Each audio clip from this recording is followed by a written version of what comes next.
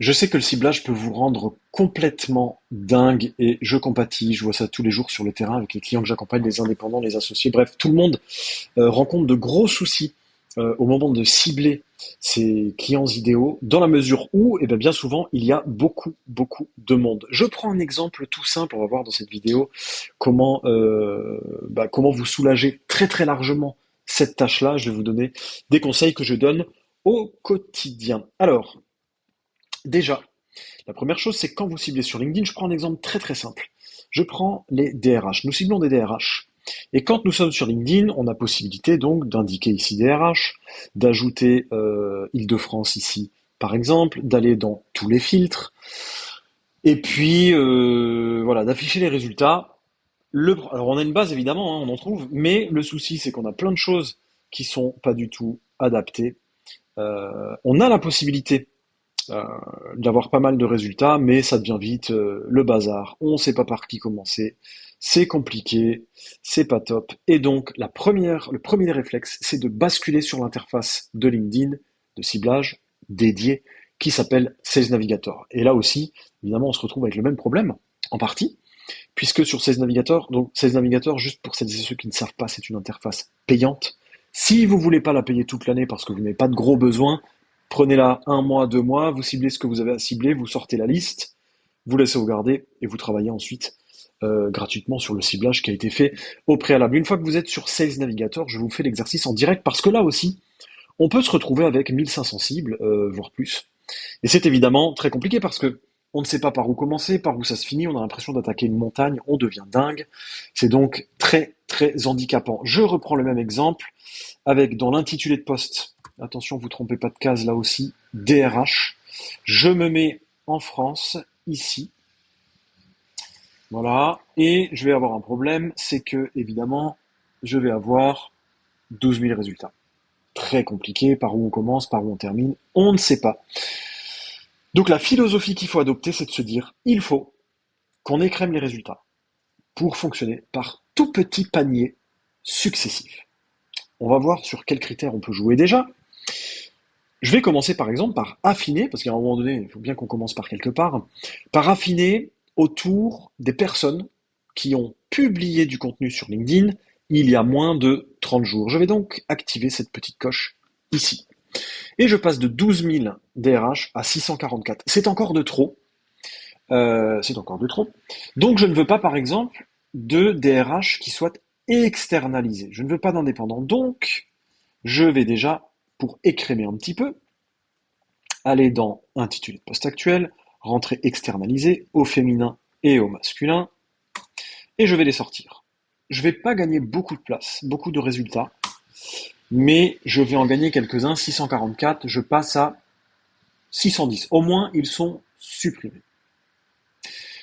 Une fois que j'ai fait ça, j'ai encore trop de résultats parce que 610, prospecter 600 sites de manière qualitative. De toute façon, ces gens-là ne peuvent être prospectés que de manière qualitative, hein. Ils reçoivent 10 000 messages par an, absolument infâmes. Donc n'essayons même pas de robotiser tout cela. Une fois que je suis là, je vais donc écrémer davantage. Eh bien, je peux par exemple écrémer par zone géographique. Si je m'intéresse à la France, eh bien, je vais découper ça par petites villes. Je vire la France. Je mets par exemple Strasbourg, ma ville natale, au passage, inclure, voilà. C'est pour ça que j'y vais par réflexe. 8 résultats, voilà. Donc ça c'est un ciblage qui est top de chez top, parce que 8 cibles finalement à adresser. Alors je vais quand même vérifier que là il y a de jolies boîtes, Wolf Lingerie. Alors ça dépend évidemment de la taille de boîte que tu cibles, hein. Si tu t'adresses à cette cible ou à une autre, peu importe. Wolf Lingerie, voilà, je vois qu'il y a quelques belles entreprises. Rossmann, etc. Gaggenau, très jolie structure, etc. Tout ça pour dire que je vais chercher à travers les différents filtres, et je vais t'en montrer d'autres, à avoir le plus petit résultat possible. Comme ça, je me dis, bah voilà, lundi, je vais faire les 8 qui sont là, ou semaine 1, je vais faire les 8 qui sont là. Et puis ensuite, je vais sortir de Strasbourg, je vais aller, je vais te montrer d'autres possibilités évidemment, hein, mais je vais aller à Marseille. Marseille est un peu plus grand, il y aura peut-être un peu plus. Ouais. Si je l'écris pas correctement, ça va pas le faire. Hop, Marseille, inclure. Là, je vais être un peu... Ah bah 8 aussi. Donc j'en ai 8 à Marseille. Donc, Semaine 1, je vais faire Strasbourg. Semaine 2, je vais faire Marseille. Semaine 3, je vais faire Montpellier. Semaine 4, je vais faire Tourcoing, sans doute un peu moins. Semaine 4, je vais faire Besançon, etc. etc. Parce que sinon, on devient fou ou folle. Donc, le but c'est de passer de 1005 ou 12 000 à 8, 10, 15. Ça suffit. Semaine 1, boum, telle cible. Semaine 2, tel panier. Semaine 3, tel panier. Semaine 4, tel panier. Évidemment, j'incite à noter ça quelque part, hein. Il faut se le noter dans son agenda, par exemple, que semaine 1, on va faire ça, semaine 2, on va faire ça, semaine 3, on va faire ça. Sinon, ça va être compliqué. Enregistrer la recherche ici, et comme ça, eh bien, j'enregistre mes recherches successives pour pouvoir revenir régulièrement dans mes recherches, savoir ce que j'ai fait, ce que j'ai pas fait, puis construire à chaque fois de nouvelles recherches. Tout simplement, elles atterriront ici dans recherche enregistrée. Voilà.